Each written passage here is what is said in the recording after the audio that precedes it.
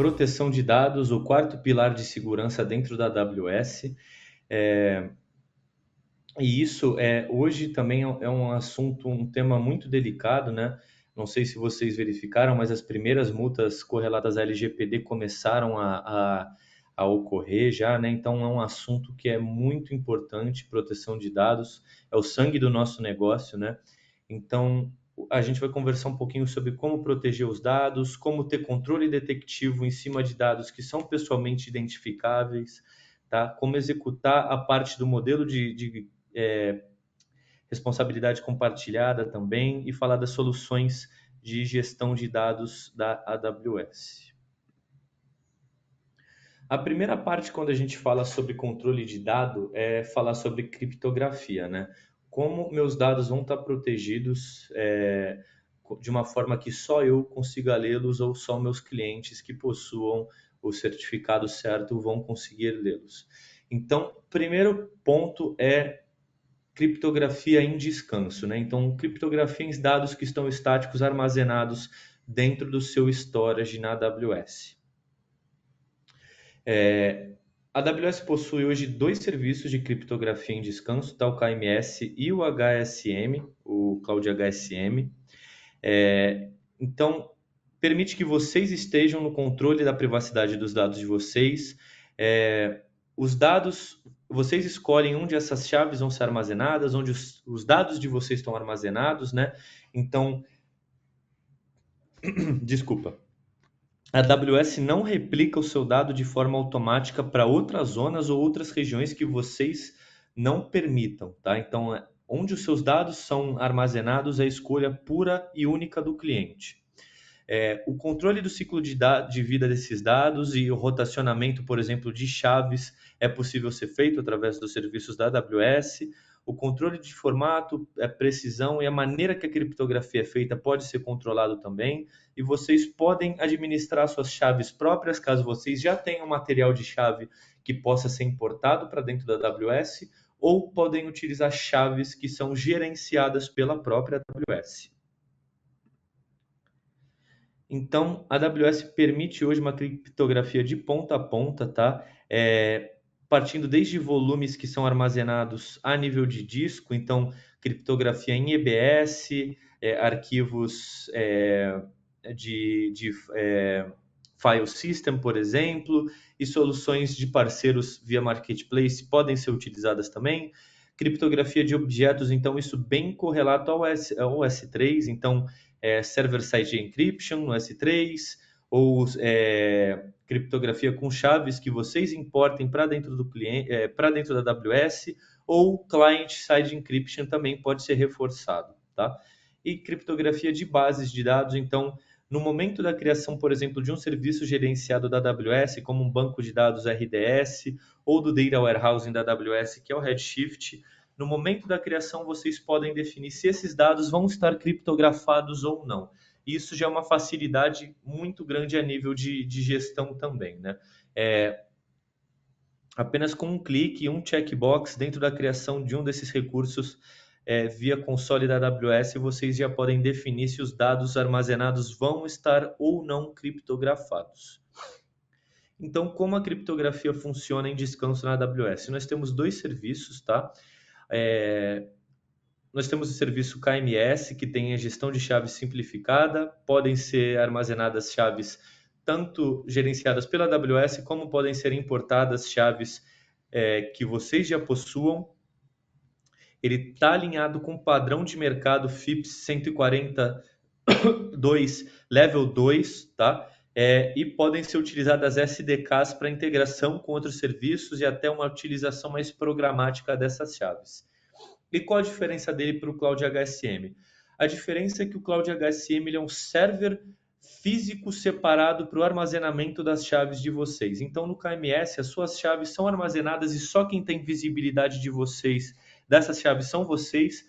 Porém, dentro de um mesmo hardware, podem existir múltiplas chaves armazenadas de mais de um cliente. E isso diferencia-se do Cloud HSM, que é um hardware dedicado onde as suas chaves estão armazenadas. Então, para quem trabalha com até contratos de governo, que precisa-se de um controle de segurança que é mais restrito, mais rígido, O Cloud HSM já consegue suprir essa necessidade. Ele possui também certificado FIPS 142, mas ele possui o level 3, em diferença do KMS, que possui level 2, né?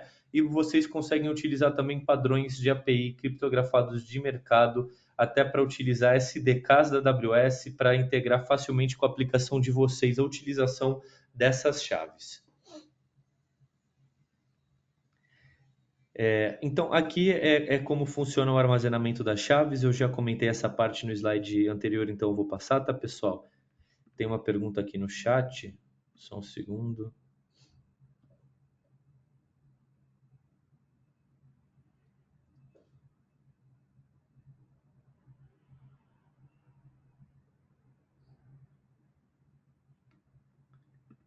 Tá, você consegue fazer o backup, tá, do dado criptografado, mas esse backup o dado vai estar criptografado, tá? Então, se você for precisar fazer o restore desses dados, você precisa ter a chave deles, tá, Alexandre? Então, é muito importante você identificar como são as suas regras de negócio para ver como você vai fazer o backup desses dados, tá? E você consegue compartilhar dados entre contas, sim, tá? Você consegue criar um ambiente cross-account sem problema nenhum.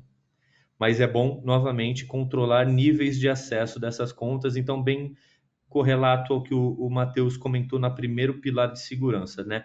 Pilar de controle e acesso e com quem você compartilha roles e permissões para suas contas que estão linkadas, tá? Para o seu cross-account e que serviços podem acessar quais recursos também nesse ambiente cross-account. É sempre importante levar isso em consideração. Agora, para criptografia em trânsito, então, utilizando o protocolo SSL, TLS, né? Nós temos o Certificate Manager, você consegue gerar certificados para a proteção dos seus dados em trânsito a partir do Certificate Manager. Vocês conseguem gerenciar e renovar também certificados que podem ser criados pela AWS, certificados sem custo para o ambiente da AWS, e vocês podem usar também uma Certificate Authority que vocês podem criar dentro do Certificate Manager da AWS, que tem o acrônimo de ASM, tá?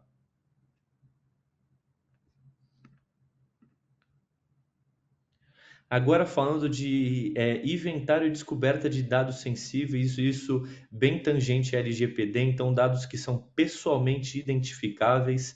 A AWS hoje possui o serviço Amazon Mace, que te ajuda a ganhar visibilidade e avaliar suas políticas de buckets, então te dá um inventário completo dos seus buckets e as políticas que estão atreladas neles, para vocês conseguirem ter uma auditoria e verificar se essas políticas elas estão alinhadas com a necessidade de mercado e de compliance com LGPD que vocês possuam, tá? Se não tem algum over permissioning ou se não tem nada que pode ser reforçado também.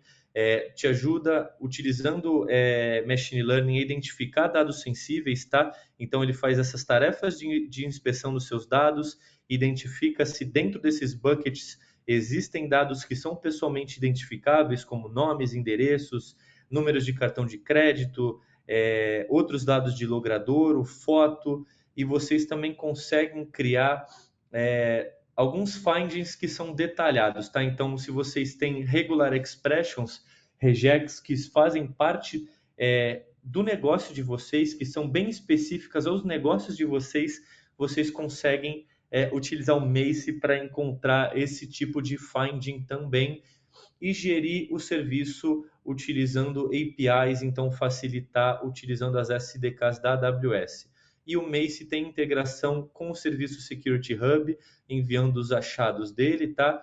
E ele faz esses findings, essa separação também, definindo níveis de criticidade, para vocês conseguirem identificar o que é mais tangente, o que é mais latente de ser arrumado num tempo mais prévio, o que não é.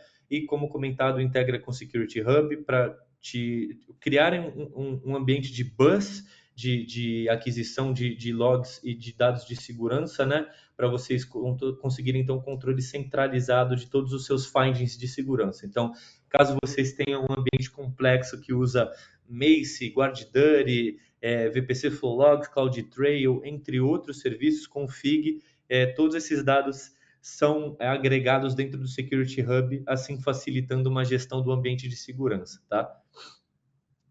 Ele integra também com organizations, caso vocês tenham um ambiente multi-account, e tem padrões de detecção que são geridos pela AWS e são atualizados e customizados de tempos em tempos, tá? Então, esse serviço do Mace, ele é muito forte nessa questão de identificação de se vocês têm buckets com acesso público, que não deveria estar público, então fechar esses buckets e criar regras de acesso, né? Então, esses são pontos até que são extremamente importantes a nível de segurança, e eles aparecem, são achados que até aparecem em outros serviços da AWS, como Trusted Advisor, entre outros, né? Então, por exemplo, buckets públicos são gaps de segurança que são de uma criticidade extremamente alta, tá, pessoal? E falar agora do Secret Manager, que é um serviço que é bem correlato ao Parameter Store também, que eu falei previamente no System Manager. Dentro dele vocês conseguem armazenar segredos de código, então credenciais de bancos de dados gerenciados da AWS, como DynamoDB, o RDS. Vocês conseguem passar credenciais de API também para dentro dele e utilizar, armazenar credenciais que são salvas no formato chave-valor, vocês conseguem passar para dentro dele. Então, o que ele faz? Vocês passam essas credenciais para dentro do Secrets Manager e ele devolve uma API que vocês podem aí sim utilizar dentro do código de vocês, e ao invés de ter uma credencial hard-coded no código de negócio, vocês teriam apenas uma linha que faz uma chamada de API para dentro da SDK do Secrets Manager, que devolve de forma segura, criptografada, essa credencial. Então já mitiga vários problemas de cascateamento de segurança a nível de credenciais hard-coded em códigos de negócio, tá?